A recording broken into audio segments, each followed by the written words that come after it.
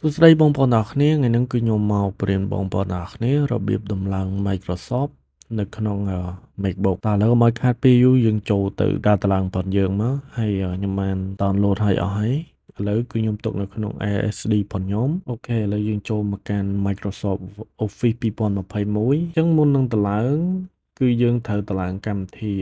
setup នេះមុនបងប្អូនអរនេះឥឡូវយើងធ្វើការតម្លើងមកអូខេបន្តមកវាចេញបែបនេះ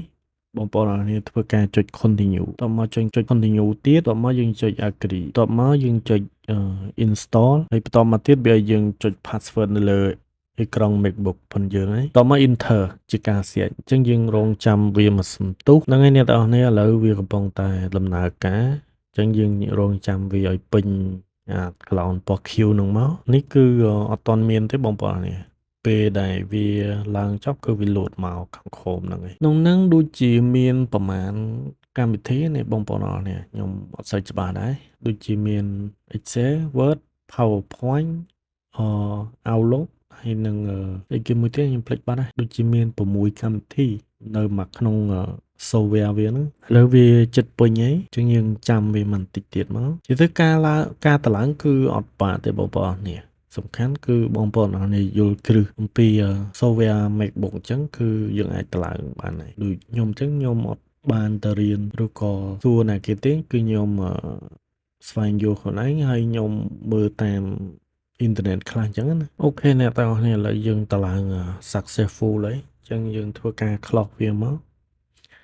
បន្តមកទៀតបងប្អូនអរគ្នាធ្វើការចុចកន្លែងនេះអញ្ចឹងអានេះយើងមិនបាច់ខ្វល់វាទេ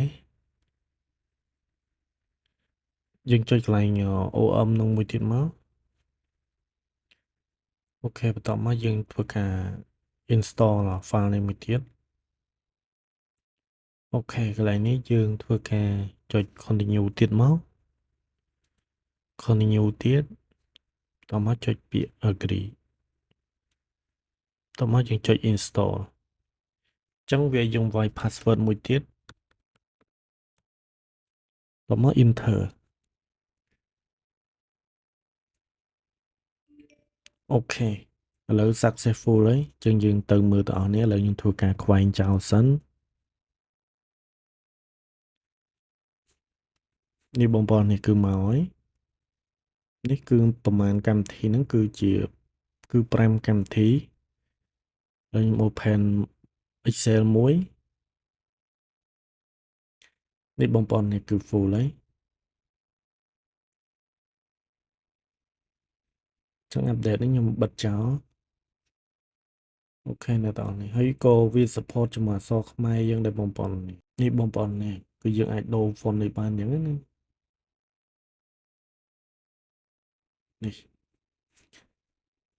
ឥឡូវខ្ញុំបិទចោលវិញដានសៀវឥឡូវខ្ញុំចូលមកកាន់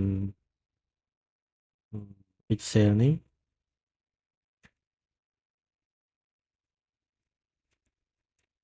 នេះបងប្អូនអរនេះ